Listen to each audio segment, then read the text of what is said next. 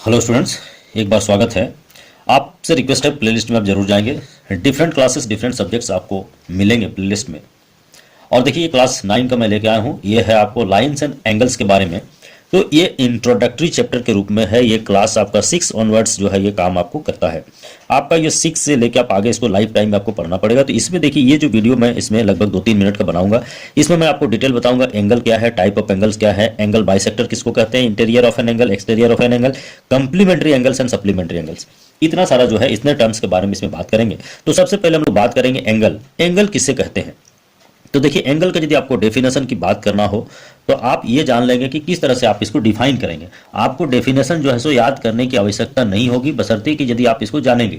तो आपको इसके लिए जानना है कि यदि कोई एक पॉइंट है, ये एक पॉइंट है, इस पॉइंट से यदि दो रे ओरिजिनेट होते हैं, इसमें से यदि निकलते हैं दो रेज, एक रे ये हो गया और दूसरा एक रे अलग सा और एक रे ओरिजिनेट हो रहे हैं, तब इस स्थिति में हम लोग कहेंगे कि ये दोनों एंड पॉइंट के बीच में जो है ना, इसके बीच में एक एंगल बन रहा है। Angle is formed. इसको एंगल मतलब एंगल बनता है इसमें। तो ये कहलाएगा आपका एक एंगल। तो मान लिया यदि ओ पॉइंट है, ओ से एक रे ओ ए है, एक रे ओ बी है, तो ये दोनों जो है, इस दोनों के बीच में हम क्या बोलेंगे? एंगल ए ओ बी ये बन रहा है। इसका जो नाम होगा वो होगा एंगल ए ओ बी, या फिर आपको इसको बोला जाएगा एंगल, इधर से यदि लेंगे तो बी ओ ए कहलाएगा। ये दोनों एक ही चीज है। और जो एंगल चूंकि ओ पर बन रहा है, इसलिए हर एक स्थिति में ये बीच में लिखेंगे। ये फर्स्ट है। बात करेंगे टाइप्स ऑफ एंगल्स के बारे में। तो देखिए, टाइप ऑफ एंगल के बारे में यदि बात करें तो आप यहाँ पे देखेंगे, मैं फिगर पहले बना रहा हूँ, उसके बाद आप देखेंगे। एक ये जैसे हुआ, इस पॉइंट पर बात कर रहे हैं, ये एक एंगल हुआ। इसी पर यदि इसको ये दोनों रेज जो है ना, ये दोनों का बस ये मान लिया जाए, आप इसको सेम रखेंगे। ये यदि आपका ये रे सेम है, ये यदि ये रे यहाँ पर से यदि ये सीधा हो जाए इस तरह से, तब ये भी एक एंगल बनेगा आपका, ये एंगल बनेगा। अब ये रे आपको इस तरह से भी हो सकता है, सीधा के बाद ये थोड़ा सा और बड़ा हो सकता है, तो ये एक एंगल बनेगा। ये रे हो गया आपका। अब ये रे आप सीधे, ये जो है सीधे ऑपोजिट में भी आ सकता है, मतलब ये रे आपका ये गया, तो ये रे जो है आपको सीधे इधर वापस आ सकता है, तो ये एक एंगल आपको बनेगा। इसके बाद हम लोग देखेंगे, इसके बाद भी एक एंगल, वो रे, एक रे को आप कांस्टेंट रख रहे हैं, बाकी को हम लोग क्या कर रहे हैं, उसको मोड़ते जा रहे हैं। ये यदि आपको फिर मुड़ गया, मान लिया ये रे आपका ये एज इट इज है, ये पैरेलल है, ये रे यहाँ पर था, ये फिर इधर नीचे आ गया, ऐसे मान लिया जाए, तब एक एंगल आपको इधर से बना। ये एंगल की बात नहीं कर रहे हैं हम लोग। इसके बाद यदि और ये मुड़ता है तो एक ये भी हो सकता है कि ये रे जो है ये आपका जहां पर है वही है, और ये जो रे, ये जो यहां पर था, ये घूम के फिर इसी में आ गया, मतलब एक रे के ऊपर दूसरा भी कोइंसाइड कर दिया, तो एक एंगल आपको ये भी बनेगा। तो इतने सारे एंगल हैं आप यहाँ पे देख रहे हैं। तो इस स्थिति में जब आप देखेंगे तो आपको क्या मिलेगा? इस तरह का जो एंगल बनेगा, ये लेस देन 90 डिग्री होगा, 0 से बड़ा होगा, लेस देन 90 होगा। ये का मतलब होता है 90 डिग्री होगा। ये आपको 90 से अधिक होगा लेकिन 180 से कम होगा। ये पूरा 180 डिग्री है। ये जो है सो 180 से अधिक होगा लेकिन 360 से कम होगा, और ये पूरा पूरी 360 होगा। 1 2 3 4 5 6, ये 6 तरह का है। ये जो होगा 0 से बड़ा, लेकिन आपको एंगल जो है ये क्या होगा, 0 छोटा पड़ जाएगा इस एंगल से, and this angle will be less than 90। ये कहलाता है एक्यूट एंगल, इसको कहा जाता है एक्यूट एंगल।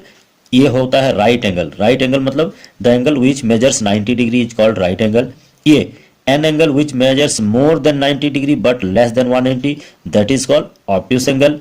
इसके बाद इसकी यदि बात करेंगे तो an angle which measures exactly equal to 180 degree, that is called right, ये स्ट्रेट एंगल। देन ये जब आता है तो ये जो एंगल होता है ना, आप यहाँ पे देख रहे हैं, इसको कहा जाता है आपको N angle which is more than 180 but less then 360, this is called, आपको ये कहा जाता है reflex angle. And N angle which measures exactly 360 degree, that is called a complete angle. तो इतना तरह का आपको एंगल्स हैं, यहाँ 6 टाइप के आपको एंगल्स हैं। अब हम लोग बात करेंगे एंगल बाइसेक्टर की। तो यदि ये मान लिया कोई एक एंगल है, ये एंगल है, इस एंगल को यदि कोई एक और बीच में एक रे आप निकालते हैं इस तरह से कि ये एंगल और ये एंगल आपस में इक्वल है, तो ये जो लाइन आप ड्रॉ करते हैं इसको एंगल बाइसेक्टर कहा जाता है। मतलब ये लाइन और ray which bisects an angle into 2 equal parts, then it is known as angle bisector of that angle. ये पूरा बड़ा सा एंगल का ये एंगल बाइसेक्टर कहलाता है। अब बात करेंगे इंटीरियर ऑफ एन एंगल। देखिए, मान लिया इस तरह का आपका एक फिगर है, आप इस एंगल की यदि बात कर रहे हैं तो इस साइड में जो भी है ये सारा इंटीरियर ऑफ द एंगल्स है, और इसके इधर में जो भी चीज बचा हुआ है कोई भी पॉइंट वगैरह है तो ये एक्सटीरियर ऑफ एंगल कहता है। बात करेंगे कंप्लीमेंट्री एंगल्स की, तो कंप्लीमेंट्री एंगल्स की जब भी बात करेंगे, हाँ दो एंगल्स की बात करेंगे। मान लिया आपके पास दो एंगल्स हैं, आपको मान लिया इस तरह से एक एंगल है एन प्लस ये दूसरा एंगल है, ये दोनों को यदि आप ऐड करने पर आपको 90 डिग्री आता है, तब ये दोनों एक दूसरे का कंप्लीमेंट्री कहलाता है। That means if the sum of two angles is equal to 90 degree, then each of the angle is complementary of each other. The angles are said to be complementary. इसी के जस्ट आगे बढ़ेंगे, दो angles मान लिया एक angle ये है एक एंगल ये है, दोनों का सम यदि 180 डिग्री आता है तब ये दोनों को कहेंगे हम लोग क्या है, सप्लीमेंट्री एंगल्स, यानी two angles are said to be supplementary if their sum is 180 degree. तो इस तरह से आप इसको देखेंगे, यदि मान लिया दो एंगल है, angle A plus angle B is equal to 90 degree, then A and B are complementary, and if angle A plus angle B is equal to 180 degree, then angle A and B are called supplementary angles। तो यहाँ आप इसको मेरे ख्याल से पूरी तरह समझ गए। अब नेक्स्ट चैप्टर पर हम लोग चलेंगे। Thank you so much. अच्छा लगे तो लाइक शेयर एंड सब्सक्राइब जरूर करें।